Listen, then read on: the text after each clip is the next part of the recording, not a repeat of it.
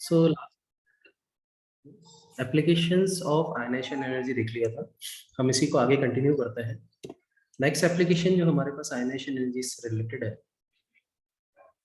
तो आपके पास होगा वैलेंस इलेक्ट्रॉन्स फाइंड आउट करने के लिए जो हेल्प हमें मिलता है आयनेशन एनर्जी से। अब किस तरीके से हेल्प मिलता है, और फोर्थ एप्लीकेशन हमारे पास यही है। If there is sudden jump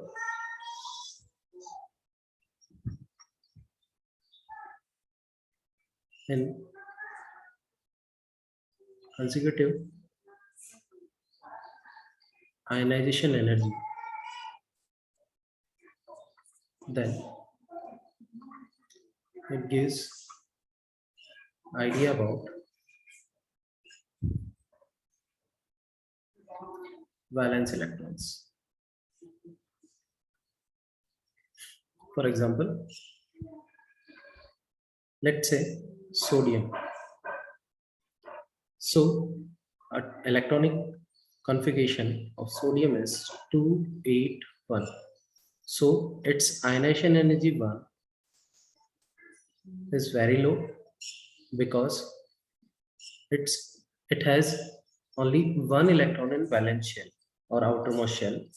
Then ionization energy 2, which required to remove electron from inner shell, is very high comparative to first one.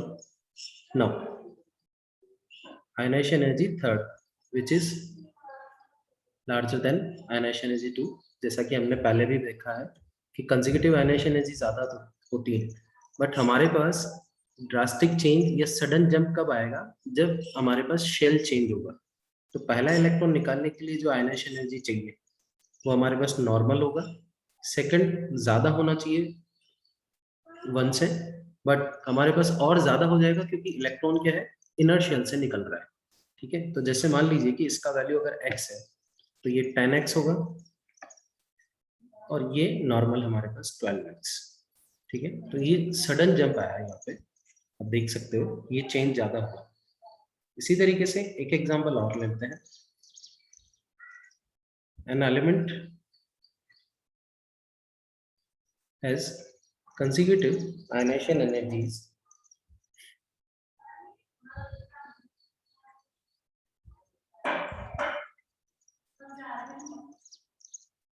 like x, 2x, 4x, 20x. ठीक है, then find formula of its chloride. It's chloride. So ये question हमें दिया हुआ है। अब इसके लिए अगर हम बात करें तो किस तरीके से हमारे पास आंसर आ सकता है, आप ये देखिए। कंसेक्यूटिव आयनाइजेशन एनर्जीज हमें दी हुई है, ये आयनाइजेशन एनर्जी फर्स्ट है वो x है, आयनाइजेशन एनर्जी सेकंड हमें 2x दिया हुआ है, आयनाइजेशन एनर्जी थर्ड 4x दिया हुआ है, और आयनाइजेशन एनर्जी 4 20x दिया हुआ है। ये आयनाइजेशन एनर्जी 1 2 3 एंड 4 की वैल्यूज हमें दी हुई है। अब यहाँ पर आप देख सकते हो x 2x 4x and 20x जो सडन जंप आया हमारे पास। अब सडन जंप आप कहाँ बोल सकते हो, 4 to 20, x से 2x हुआ, 2x से 4x हुआ, 4x से 20x हो गया डायरेक्ट, मतलब 20 टाइम्स हो गया उसका। तो सडन जंप कहाँ पर आया हमारे पास, फोर्थ में। तो इसका मतलब ये 3 इलेक्ट्रॉन्स जो हैं, फर्स्ट 3 इलेक्ट्रॉन्स ये वैलेंस इलेक्ट्रॉन्स हैं, and this electron is from inner shell. इसीलिए इसको बाहर निकालने में हमें ज्यादा एनर्जी का रिक्वायरमेंट है। तो वैलेंस शेल में 3 इलेक्ट्रॉन्स होंगे, तो दैट मीन्स एलिमेंट का जो केटायन बनेगा वो +3 चार्ज के साथ बन सकता है, मतलब ट्राई पॉजिटिव केटायन ये बना सकता है। क्लोरीन -1 बनाता है। ठीक है, तो अब आपके पास फॉर्मूला क्या हो गया, MCl3। ये आपके पास आंसर होगा इस क्वेश्चन का।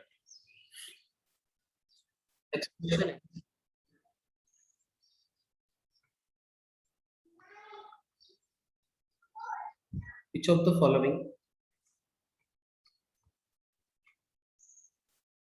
ionization energies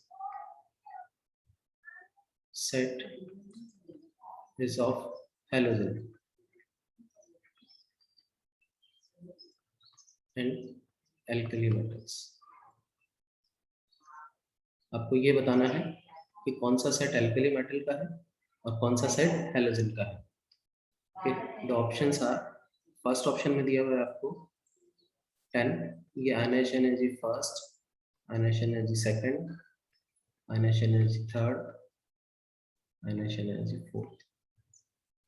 ठीक है, सारी वैल्यूज इलेक्ट्रॉन वोल्ट पर एटम के अंदर 10,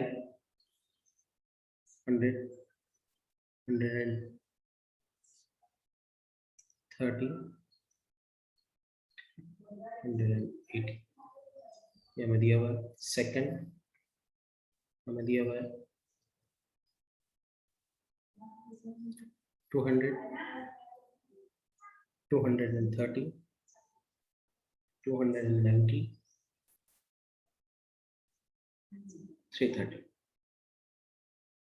थर्ड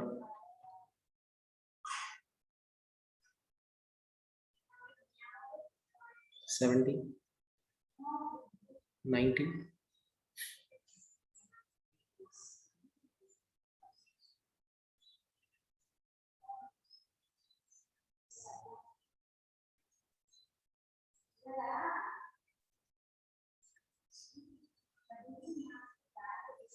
90 and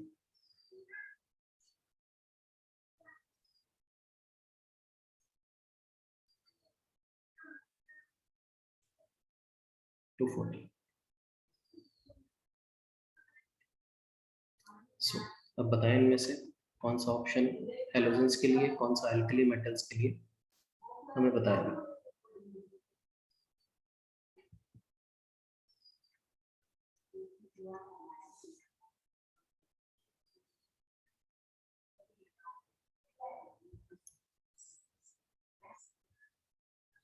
ये फोर्थ ऑप्शन, इनमें से कौन सा एल्कली मेटल्स है?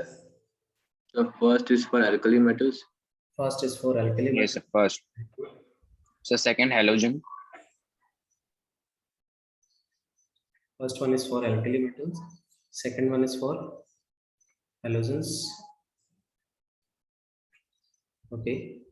And what So about third also for halogen. Okay. Third is also for halogens. Okay. अगर यहाँ पर हम और इंक्लूड कर लें alkaline earth metals in boron family,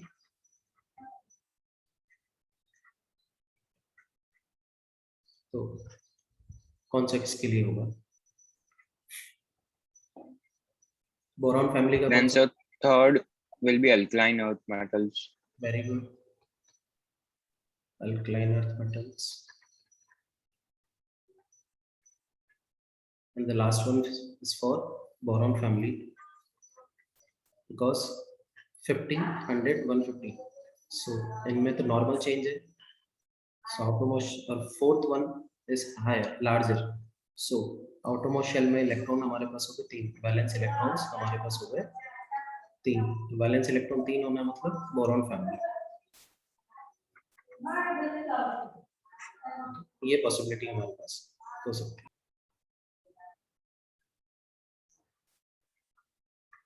Find order of ionization energy second for second period element.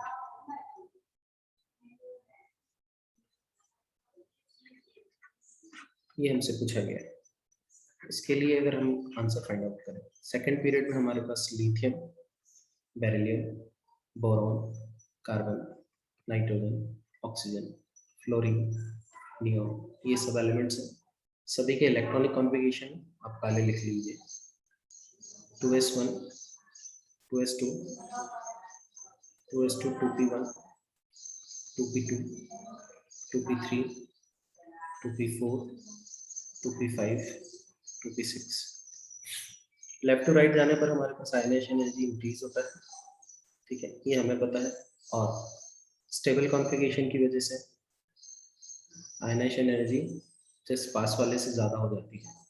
तो ionization energy first का तो ऑर्डर हमारे पास क्या हो गया, lithium, boron, beryllium, carbon, oxygen, nitrogen, fluorine, neon. ये हम आयनाइजेशन एनर्जी फर्स्ट के लिए पहले भी बात कर चुके हैं, ये ऑर्डर हमारे पास आने वाला है। बट जब आयनाइजेशन एनर्जी फर्स्ट हमने निकाल लिया, मतलब पहला इलेक्ट्रॉन निकाल लिया, तो फर्स्ट इलेक्ट्रॉन निकालने के बाद में अब जो हमारे पास स्पीशीज बची हैं वो lithium plus, beryllium plus, boron plus, carbon plus, nitrogen plus, oxygen plus, fluorine plus, neon plus. अब ये स्पीशीज बची हैं। अब अगर इनके इलेक्ट्रॉनिक कॉन्फ़िगरेशंस लिखे जाए इस स्पीशीज के, तो इसका इलेक्ट्रॉनिक कॉन्फ़िगरेशन होगा 1s2 2s0, इसका होगा 2s1,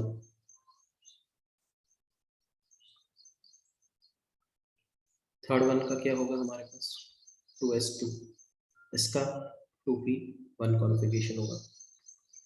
next 2p2, 2p3, 2p4, 2p5, ये इलेक्ट्रॉनिक कॉन्फ़िगरेशंस हो गए हमारे पास।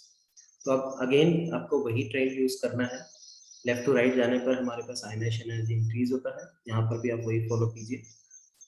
लेफ्ट टू राइट जाने पर आयनाइजेशन एनर्जी इंक्रीज होता है, बट कहाँ पे आपको ध्यान रखना है, स्टेबल इलेक्ट्रॉनिक कॉन्फ़िगरेशन में, केवल आपको स्टेबल इलेक्ट्रॉनिक कॉन्फ़िगरेशन पे ध्यान देना है। स्टेबल इलेक्ट्रॉनिक कॉन्फ़िगरेशन अब कहाँ पे मिला मेरे को, 2s2 पे मिला और 2p3 पे। अगेन जो कौन कौन है, बोरॉन और ऑक्सीजन स्पीशीज हमारे पास। तो हमारे पास ऑर्डर आया, नियॉन सबसे पहले, ऑक्सीजन फ्लोरीन से आगे शिफ्ट हो जाएगा, तो ये oxygen, then fluorine, nitrogen, boron carbon से आगे शिफ्ट हो जाएगा, बोरॉन, कार्बन। यहाँ तक तो हमारे पास ट्रेन हमने ऐसा ले लिया। आप लिथियम तो देखिए, लिथियम भी हमारे पास स्टेबल कॉन्फ़िगरेशन में आ गया है। अब 1s2 कॉन्फ़िगरेशन लिथियम का हो गया है, जो कि स्टेबल कॉन्फ़िगरेशन। तो हमारे पास लिथियम भी क्या करेगा, बेरिलियम के कंपैरिजन में ज़्यादा आयनाइजेशन एनर्जी शो करेगा। तो लिथियम हमारे पास ज़्यादा शो करेगा, किससे, बेरिलियम से। ये आयनाइजेशन एनर्जी सेकंड का ऑर्डर होगा।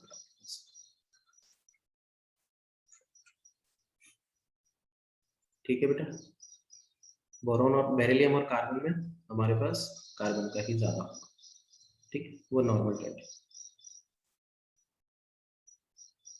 क्लियर। नेक्स्ट थिंग जो हम देखने वाले हैं वो हमारे पास क्या है, electron gain enthalpy.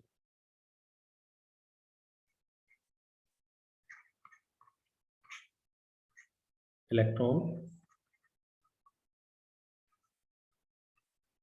Gain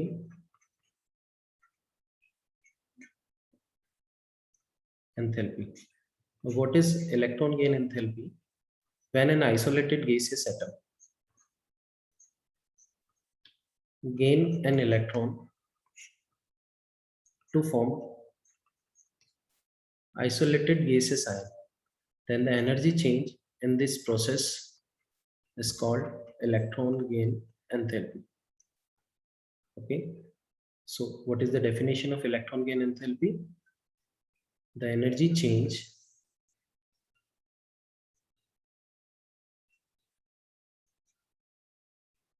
in the process when an isolated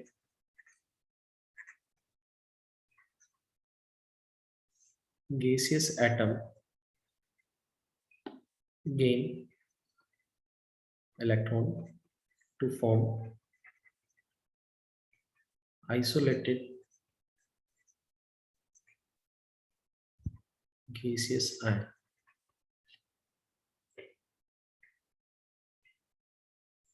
Okay, so gaseous atom electron gain करके गैसियस आयन अगर हमारे पास बनाता है तो उसे क्या बोला जाएगा, इलेक्ट्रॉन गेन एंथैल्पी बोला जाएगा। कुछ पॉइंट्स इसके लिए अगर हम बात करें तो एक एग्जांपल ले लेते हैं। आपके पास Cl आपके पास है, क्लोरीन आपके पास है, गैसेस एटम, इसने इलेक्ट्रॉन गेन कर लिया और क्या बना लिया, Cl माइनस बना लिया। ये इलेक्ट्रॉन गेन एंथैल्पी को रिप्रेजेंट करेगा ये प्रोसेस। तो del R H is equal to electron gain enthalpy आपके पास होगा। इस प्रोसेस में जो एनर्जी रिलीज होता है वो -349 किलो जूल पर मोल, लगभग इतना एनर्जी रिलीज होता है। ठीक है, वैल्यूज मायने नहीं रखता है आप लोगों के लिए अभी, ठीक है, बट ये हमारे पास पूरे पीरियोडिक टेबल में हाईएस्ट है। कैसे हाईएस्ट होगा ये हम आगे बात करेंगे। ठीक है, ये फर्स्ट एग्जांपल है हमारे पास, क्लोरीन से क्लोराइड माइनस हमने बनाया है, ये इलेक्ट्रॉन गेन एंथैल्पी का। अब मोस्ट ऑफ द जो प्रोसेस हमारे पास होती है इलेक्ट्रॉन गेन एंथैल्पी की, वो एक्सोथर्मिक प्रोसेसेस होती हैं, बट इसका मतलब ये नहीं है कि हमें एंडोथर्मिक नहीं मिलता है। तो यहाँ स्टेटमेंट लिख सकते हैं, generally electron gain enthalpy is exothermic, that means negative for most of the elements except, exceptions क्या है, तो exceptions are first one nitrogen, second one second A group elements, or you can say alkaline earth metals.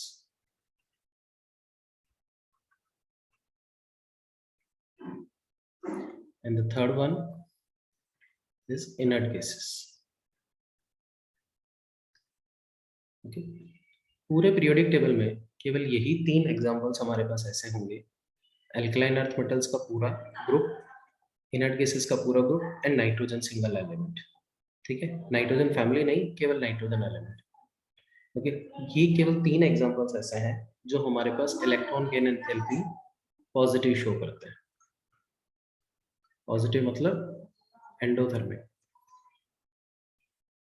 बाकी rest सभी हमारे पास exothermic electron gain enthalpy show करते हैं। That means उनमें इलेक्ट्रॉन अगर ऐड किया जाए तो वो एनर्जी रिलीज करते हैं। केवल यही 3 ऐसे हैं जहां पर इलेक्ट्रॉन ऐड करने पर एनर्जी कंज्यूम होता है। That means nitrogen gases form में है, अगर इसमें इलेक्ट्रॉन ऐड किया जाए तो n माइनस बनाने पर इसका जो इलेक्ट्रॉन गेन एंथैल्पी है वो कैसा होगा, पॉजिटिव। मतलब ये प्रोसेस कैसा है, एंडोथर्मिक प्रोसेस है।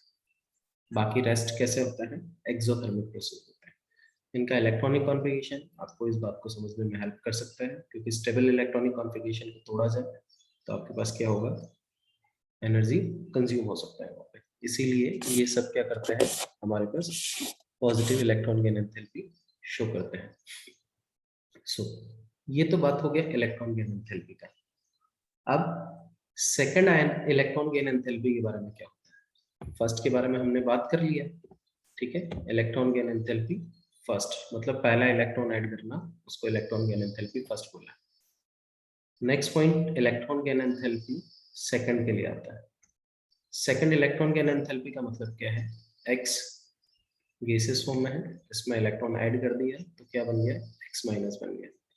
सेकंड इलेक्ट्रॉन ऐड करने का मतलब है x गैसेस में सेकंड इलेक्ट्रॉन इस तरीके से ऐड किया और x माइनस 2 बन गया। ये फर्स्ट आयनाइजेशन है, ये फर्स्ट इलेक्ट्रॉन गेन एंथैल्पी है, और यहाँ पे इस प्रोसेस में जो चेंज होगा वो सेकंड इलेक्ट्रॉन गेन एंथैल्पी होगा। ओके, तो फर्स्ट और सेकंड में हमारे पास फर्स्ट हमारे पास एंडोथर्मिक और एक्सोथर्मिक दोनों हो सकता है, मतलब पॉजिटिव और नेगेटिव दोनों पॉसिबिलिटी है इसके लिए। बट सेकंड वाले के लिए आप हमेशा याद रखिए, electron gain enthalpy second is always positive. That means हमेशा कैसा होगा, ये एंडोथर्मिक प्रोसेस होगा, ध्यान रखिएगा। सेकंड इलेक्ट्रॉन ऐड करने पर कोई भी एलिमेंट एक्स वाई जेड पूरे पीरियोडिक टेबल में कोई ऐसा एलिमेंट नहीं है जो एनर्जी रिलीज करता हो सेकंड इलेक्ट्रॉन ऐड करने पर। एग्जांपल ले लेते हैं, जैसे कि ऑक्सीजन आपके पास है, ठीक है, ऑक्सीजन गैसेस फॉर्म में है, इसमें पहला इलेक्ट्रॉन ऐड किया तो ये ऑक्सीजन माइनस बना देगा। ठीक है, यहाँ तक ये इलेक्ट्रॉन गेन एंथैल्पी 1 है और ये नेगेटिव होगा, मतलब एक्सोथर्मिक प्रोसेस होगा। ठीक है, second one O minus cases form में है, इसमें इलेक्ट्रॉन ऐड कर दिया तो O2 माइनस बना दिया इसने, ये इलेक्ट्रॉन गेन एंथैल्पी 2 है। और इस प्रोसेस में हमारे पास क्या होगा, एनर्जी कंज्यूम होगा। ये एंडोथर्मिक प्रोसेस है। अब इसका रीजन क्या है, आप ये देखिए, ये नेगेटिव चार्ज है, ये भी नेगेटिव चार्ज है, नेगेटिव नेगेटिव एक दूसरे को क्या करेंगे, रिपेल करेंगे।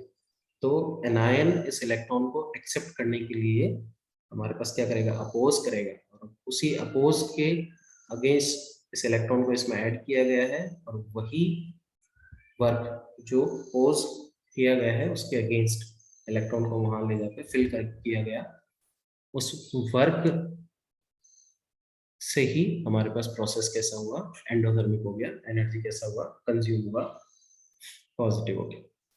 राइट, सो हमारे पास हमने यहाँ दो प्रॉपर्टीज देख ली हैं, इलेक्ट्रॉन गेन एंथैल्पी फर्स्ट और इलेक्ट्रॉन गेन एंथैल्पी सेकंड का। अब पुराने टाइम की अगर हम बात करें तो ओल्ड टाइम पे हम इलेक्ट्रॉन गेन एंथैल्पी को नहीं पढ़ते थे, पुराने टाइम पे हम इलेक्ट्रॉन एफिनिटी को पढ़ा करते थे।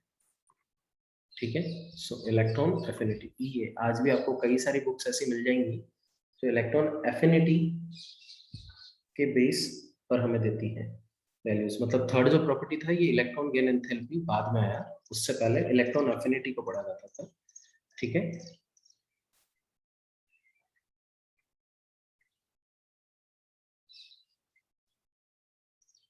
Electron affinity. अब व्हाट इज इलेक्ट्रॉन एफिनिटी, देखिए जो प्रोसेस अभी किया हमने वही है, बिल्कुल डेफिनेशन वगैरह भी सब कुछ वही है कि energy change in the process when an isolated gaseous atom gain electron to form isolated gaseous ion, definition भी यही है। बट ये पुराना कंसेप्ट है, इलेक्ट्रॉन एफिनिटी क्या है, पुराना कंसेप्ट है। अब नए कंसेप्ट और पुराने कंसेप्ट में क्या रिलेशन है, पहले ये माना जाता था कि जो एलिमेंट इलेक्ट्रॉन गेन करने पर एनर्जी रिलीज कर रहा है उसका इलेक्ट्रॉन एफिनिटी है, मतलब वो एफिनिटी का मतलब होता है भाईचारा, फ्रेंडशिप, ठीक है, दोस्ती, ठीक है, बंधुकता। तो ये इलेक्ट्रॉन को अपने पास बुलाने की कोशिश कर रहा है, इलेक्ट्रॉन को अपने पास रखना चाहता है। तो एफिनिटी का मतलब है कि वो इलेक्ट्रॉन को अपने पास रखना चाह रहा है। ठीक है, पर जो एलिमेंट इलेक्ट्रॉन गेन करने पर एनर्जी रिलीज नहीं करते थे, कंज्यूम करते थे, दैट मीन्स वो चाहते ही नहीं कि उनके पास इलेक्ट्रॉन आए, तो ऐसे केस में पुराने टाइम पे इलेक्ट्रॉन एफिनिटी क्या मान लिया जाता था, जीरो मान लिया जाता। तो अगेन इसको नए कंसेप्ट के साथ समझने के लिए आप इस तरीके से ध्यान दें, इलेक्ट्रॉन गेन एंथैल्पी दो तरीके का हो सकता है, आइदर पॉजिटिव या नेगेटिव। ओके, अगर पॉजिटिव है दैट मीन्स एंडोथर्मिक प्रोसेस है। ठीक है, तो पुराने टाइम पे इलेक्ट्रॉन एफिनिटी जीरो मान लिया जाता था ऐसे एलिमेंट्स के लिए, मतलब जिनमें इलेक्ट्रॉन ऐड करने पर एनर्जी कंज्यूम होता है उनका इलेक्ट्रॉन एफिनिटी जीरो और इलेक्ट्रॉन गेन एंथैल्पी पॉजिटिव होता है। बट ऐसे एलिमेंट्स जो एनर्जी रिलीज करते हैं इलेक्ट्रॉन ऐड करने पर उनका इलेक्ट्रॉन एफिनिटी पॉजिटिव माना जाता था। अब आज तो हम इसे नेगेटिव बोल रहे हैं, तो फिर उसको पॉजिटिव बनाने के लिए minus of electron gain enthalpy, तो जो वैल्यूज आती हैं इलेक्ट्रॉन गेन एंथैल्पी की उसका आप क्या कर लीजिए, नेगेटिव निकाल लीजिए, तो आपको इलेक्ट्रॉन एफिनिटी मिल जाए। तो अब यहाँ हम देखें तो मैंने वैल्यू लिखी है यहाँ पे क्लोरीन के लिए इलेक्ट्रॉन गेन एंथैल्पी की -349 किलो जूल पर मोल। तो अब अगर इसके लिए इलेक्ट्रॉन एफिनिटी निकाला जाएगा तो वो क्या हो जाएगा, 349 किलो जूल पर मोल। ठीक है, नेगेटिव है। सेकंड एग्जांपल मैंने लिया था नाइट्रोजन, नाइट्रोजन के लिए इलेक्ट्रॉन गेन एंथैल्पी क्या है, पॉजिटिव, दैट मींस इसका इलेक्ट्रॉन एफिनिटी क्या हो जाएगा, जीरो। तो कंसेप्ट को आप ध्यान रखें फिर से, ये पुराना कंसेप्ट है, ओल्ड कंसेप्ट है। इलेक्ट्रॉन एफिनिटी पहले काम में नहीं होता था ना, आज सारे कैलकुलेशन, सारी ट्रेंड्स वगैरह सब इलेक्ट्रॉन गेन एंथैल्पी के बेसिस पे यूज में किए जाते हैं। तो ये पॉजिटिव और नेगेटिव दोनों तरीके का हो सकता है, जबकि इलेक्ट्रॉन एफिनिटी हमारे पास पहले केवल एक्सोथर्मिक रिएक्शंस के लिए ही कंसीडर किया जाता था। जिन प्रोसेसेस में एंडोथर्मिक होता था हमारे पास, उनके लिए इलेक्ट्रॉन एफिनिटी 0 कहा जाता था। राइट, क्लियर है ये point? Next, electron gain enthalpy. तो जो साइज और आयनाइजेशन एनर्जीज के लिए हमने जो फैक्टर्स पढ़े हैं, बिल्कुल वही हमारे पास फैक्टर्स हैं, factors affecting electron gain enthalpy. पहला फैक्टर आपके पास क्या होगा? फर्स्ट फैक्टर वही जेड फैक्टर, अगर इंक्रीज होता है तो इलेक्ट्रॉन पर अट्रैक्शन क्या होगा? इंक्रीज होगा। अट्रैक्शन ऑन इलेक्ट्रॉन इंक्रीजेस, और अगर अट्रैक्शन इंक्रीज होगा तो आपको ज्यादा एनर्जी रिलीज होगा, more energy release. That means electron gain enthalpy more negative. अब इस कंसेप्ट में आप ये ध्यान रखें, यहाँ पे पॉजिटिव और नेगेटिव का कंपैरिजन नहीं है electron gain enthalpy. Electron gain enthalpy positive का मतलब है वो नेगेटिव में अगर वैल्यू हमारे पास 1 है, मतलब electron gain enthalpy is equal to -1 electron volt पर एटम अगर आया है, और किसी एलिमेंट के लिए electron gain enthalpy 20 electron volt पर एटम है, तो भी हमारे पास इसी को ज्यादा कंसीडर किया जाएगा। ठीक है, नेगेटिव वाले को। क्यों? क्योंकि ये एक्सोथर्मिक को बता रहा है और ये एंडोथर्मिक को बता रहा है। इलेक्ट्रॉन गेन एंथैल्पी एंडोथर्मिक ज्यादा सही होता है कंपाउंड्स के फॉर्मेशन के लिए, आयनिक कंपाउंड के फॉर्मेशन के लिए। इसीलिए हम नेगेटिव वाले को ज्यादा मानते हैं, जो एक्सोथर्मिक प्रोसेस है उसको ज्यादा माना जा रहा है, और जो एंडोथर्मिक है उसको कम कंसीडर किया जाएगा, भले ही उसका वैल्यू ज्यादा हो। अगर ये 200 भी होता है, 200 इलेक्ट्रॉन वोल्ट पर एटम, तो भी हम इसी को ज्यादा मानते हैं, जो नेगेटिव वैल्यू जो एक्सोथर्मिक है। राइट, तो पॉजिटिव और नेगेटिव साइन केवल यहाँ पर एक्सोथर्मिक और एंडोथर्मिक को बता रहा है। राइट, सो जेड इफेक्टिव अगर इंक्रीज होगा तो electron gain enthalpy more negative, that means more exothermic process होगा। सेकंड सिग्मा वही है, अगर आपके पास सिग्मा इंक्रीज होगा, शील्डिंग, वर्ड शील्डिंग या shielding effect, shielding constant, Z effective increase होगा, जेड इफेक्टिव डिक्रीज होगा अगर सिग्मा इंक्रीज होता है। तो अगेन आपके पास बोल सकते हो electron gain enthalpy less negative. उल्टा हो रहा है। थर्ड, एक्स्ट्रा न्यूक्लियर शेल अगर आपके पास बढ़ता है, तो एक्स्ट्रा न्यूक्लियर शेल बढ़ने पर न्यूक्लियस से डिस्टेंस बढ़ जाएगा। न्यूक्लियस से डिस्टेंस बढ़ जाएगा तो इलेक्ट्रॉन को इजीली वहां पर रखा जाएगा या डिफिकल्टली वो वहां पे होल्ड होगा। जैसे ये न्यूक्लियस है, पॉजिटिव है, अगर आपके पास न्यूक्लियस से डिस्टेंस बढ़ जाएगा, न्यूक्लियस से डिस्टेंस बढ़ने पर न्यूक्लियस का अट्रैक्शन इस इलेक्ट्रॉन के ऊपर भी, जो बाहर से आ रहा है, उस इलेक्ट्रॉन के यहाँ पहुंचने में भी क्या होगा? अट्रैक्शन फोर्स कम लगेगा, जबकि उसका यहाँ पर पहुंचना ज्यादा इजी होगा। तो जैसे जैसे डिस्टेंस बढ़ता जाएगा हमारे पास इलेक्ट्रॉन को वीकली अट्रैक्शन मिलेगा। अगर इलेक्ट्रॉन को वीक अट्रैक्शन मिलेगा तो हमारे पास क्या होगा? इलेक्ट्रॉन गेन एंथैल्पी लेस होगा। सो वीक अट्रैक्शन फोर्स, और अगर वीक अट्रैक्शन फोर्स होगा तो electron gain enthalpy less negative. Third factor हमारे पास हो गया। ठीक है, फोर्थ फैक्टर अगर आप बात करें तो स्टेबल इलेक्ट्रॉनिक कॉन्फ़िगरेशन अगर कहीं पे टूटता है तो हमारे पास इलेक्ट्रॉन गेन एंथैल्पी चेंज होगा, वो भी हमारे पास एक फैक्टर है। फिफ्थ वही लेंथेनॉइड और एक्टिनॉइड कॉन्ट्रैक्शंस जो हमने पहले भी पढ़े हैं, लेंथेनॉइड एंड एक्टिनॉइड कॉन्ट्रैक्शंस। ये हमारे पास कुछ फैक्टर्स हैं जो अभी तक हमने देखे थे। तो ये factors affecting electron gain enthalpy हमारे पास कंप्लीट हुआ। नेक्स्ट अगर हम बात करें तो पीरियोडिक टेबल में हमारे पास ट्रेंड क्या होगा? तो next thing, trend in periodic table.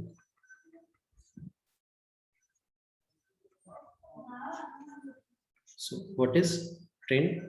First one, in a period, if we move from left to right, Z effective increases,